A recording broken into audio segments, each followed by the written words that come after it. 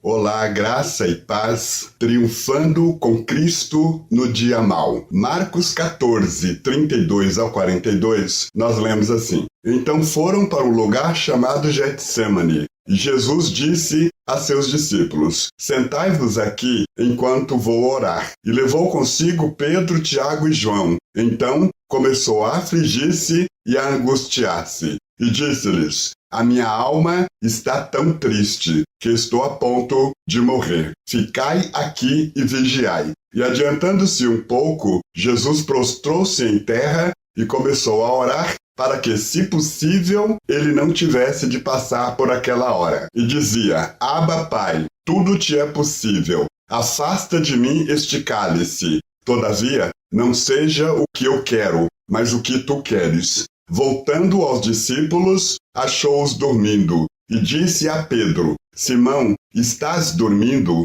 Não pudeste vigiar nem uma hora? Vigiai e orai, para que não entreis em tentação. O espírito está pronto, mas a carne é fraca. Então ele se retirou de novo e orou, proferindo as mesmas palavras. E voltando outra vez, achou-os dormindo, porque seus olhos estavam pesados, e não sabiam o que lhe responder. Ao voltar pela terceira vez, ele lhes disse: Ainda dormis e descansais.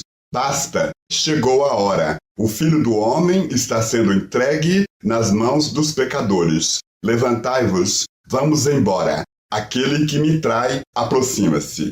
Qual foi o dia mais terrível da sua vida?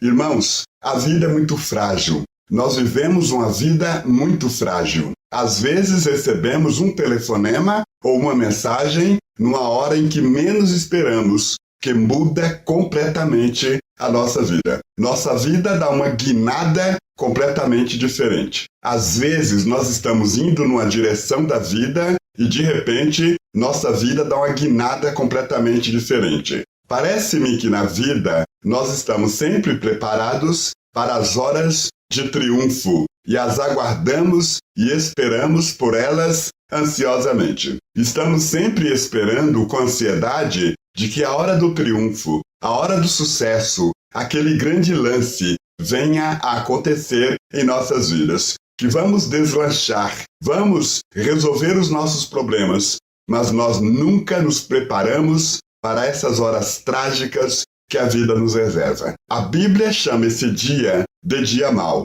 Um dia particularmente difícil, que parece que o mundo está desabando sobre nós. Todos nós ou já enfrentamos, ou estamos enfrentando, ou vamos enfrentar o nosso dia mau. Um dia difícil, um dia horrível. Eu conheço viúvas e viúvos que de uma hora para outra a vida deu uma guinada completamente diferente. Há pessoas cujo casamento acabou. Nós temos pessoas que tiveram decepções tremendas em seus empregos, foram chamados pelo patrão no departamento pessoal e de repente parece que o mundo desabou. Imagine a decepção, a crise. Imagine o mundo desabar. Parece que as paredes vão tombando em cima da gente. Parece que o teto está nos achatando, que a vida está fugindo de nós. Este é o dia mau. Você diz: Pastor Carlos, Jesus enfrentou um dia mau na vida dele? Sim, foi o texto que acabamos de ler. Esse foi o dia mau de Jesus. Jesus teve muitas lutas. Ele foi rejeitado pelos próprios irmãos, que não creram na sua pregação, achando que ele fosse um louco. Ele foi rejeitado por sua cidade, a cidade de Nazaré, onde cresceu. Ele foi traído por Judas, negado por Pedro, mas este momento é o momento mau na vida de Jesus. Este é o dia terrível, o dia da angústia, o dia da decepção, o dia da tristeza. É Jesus no Monte Getsêmani. O texto de Marcos não nos dá todos os detalhes, mas os textos paralelos em Lucas e Mateus nos diz que tamanha foi a angústia de Jesus que ele chegou a suar gotas de sangue. Você já imaginou a angústia? Você já imaginou o tamanho da tristeza do nosso mestre? Nenhum de nós já atravessou uma angústia assim. Por mais terrível que tenha sido a sua vida, por mais abalado que você tenha estado, Você nunca foi tão abalado profundamente como Jesus nesse dia, ao ponto dele como Filho de Deus, aquele que criou todas as coisas, sentir-se tomado de tamanha angústia e pavor e chegar ao ponto de dizer palavras que jamais pensaríamos ouvir dos lábios do nosso Mestre. Marcos 14:34 diz assim: E disse-lhes, a minha alma está tão triste, que estou a ponto de morrer. Ficai aqui e vigiai. Vocês não podem imaginar o Filho de Deus, Criador dos céus e da terra, aquele que tem nas suas palavras poder para comandar tudo o que existe, os anjos obedecem à sua voz, ele diz ao mar, aquieta-te, e o mar se aquietou, ele diz ao vento, acalma-te, e o vento se acalmou, mas aqui ele está tão angustiado, profundamente triste até a morte, quase ao ponto do desespero. 1 minuto, 1 passo, 1 milímetro do desespero como homem. Judas traiu Jesus, ele sente que a sua hora está se aproximando, ele sai do lugar onde estavam, que era o cenáculo, onde eles celebraram a última ceia, atravessa o vale de Cedron e vai para o Monte das Oliveiras. Jardim onde ele estava acostumado a orar com seus discípulos, era um jardim onde as olivas eram prensadas para fazer o azeite, por isso, Monte das Oliveiras. Ele está lá em oração. Ele começa a pressentir, a saber, a discernir, a ter entendimento da dor e da maldade daquele momento. É nessas circunstâncias que ele fica angustiado até a morte. Ele chama os seus discípulos para orar. Os discípulos sabem o que ele está orando, sabem que ele está angustiado. Jesus fala para os seus discípulos: estou angustiado, estou com a minha alma apertada, estou me sentindo triste. Ele se afasta por alguns metros, chama Pedro, Tiago e João, prostrado, com o rosto em terra, suando sangue. Os discípulos começam a dormir. Chegam os soldados, Jesus é levado até Pilatos, sentenciado e condenado à morte. Como foi que Jesus triunfou no dia mau? Vamos meditar sobre isso, porque eu quero lhes dizer o seguinte: se você não estiver atravessando esse dia, você vai atravessar. E a grande pergunta é a seguinte: como é que nós podemos triunfar no dia mau? Quando o dia mau chegar, nós não vamos ser destruídos, nós não vamos cair, não vamos ser fracassados, porque foi por isso que Jesus ficou triste até a morte.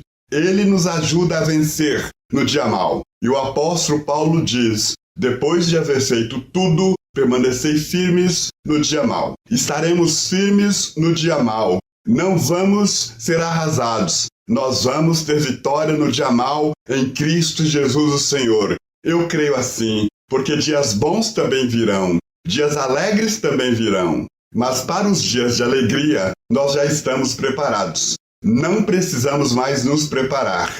Nós precisamos nos preparar para o dia mau. Como é que Jesus venceu o dia mau? Como foi que Jesus triunfou nesse dia? Em primeiro lugar, Jesus se antecipou ao dia mau em oração. Marcos 14:32, nós lemos: Então foram para um lugar chamado Getsêmani, e Jesus disse a seus discípulos: Sentai-vos aqui enquanto vou orar. A situação vai ficar tensa. Eu vou orar. Constantemente as pessoas dizem: quando tudo falhar, ore. Essa é a situação da maioria. Depois que tudo falha, aí vão a Deus. Você sabe o que Jesus fez? Antes que tudo falhasse, que tudo degringolasse de vez, antes que tudo desse errado, que Judas o traísse, que Pedro o negasse, que Pilatos o condenasse, ele orou.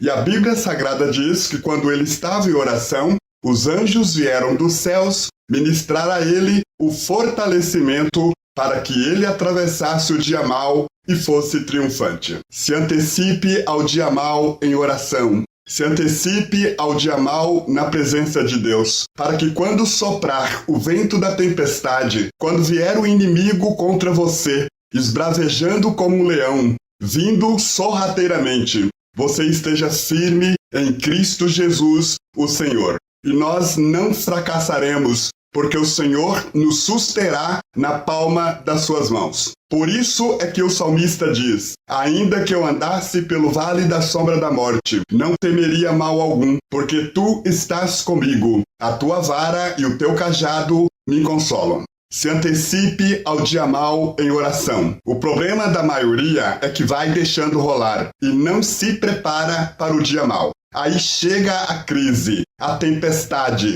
e nos falta o chão. Sentimos falta do ouvido, da boca, dos pés e das mãos de Deus. Irmãos, quantas vezes nós vamos tocando a vida? É um corre-corre tremendo, chega o dia mau e somos pegos de surpresa.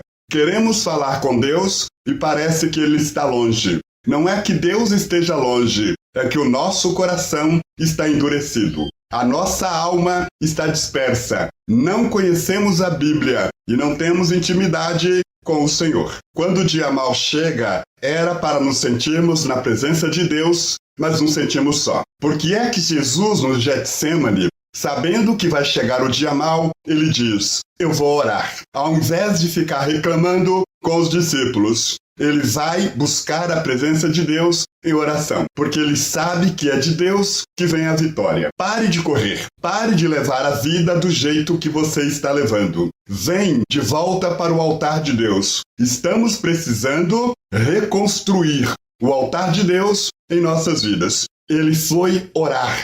Você quer vitória no dia mau? Se antecipe a esse dia em oração. Em segundo lugar, não tenha medo de ser transparente, honesto, sincero. Jesus triunfou no dia mau porque ele foi transparente, ele foi honesto, ele foi sincero. Ele não teve medo de olhar para Pedro, Tiago e João e dizer: a minha alma está triste, e triste até a morte. É preciso ser muito transparente, porque a nossa tendência é esconder. Dentro está angustiado, amargurado, destruído. Inclusive a teologia da prosperidade ensina que você não pode falar. Não tenha medo de abrir o coração como Jesus abriu.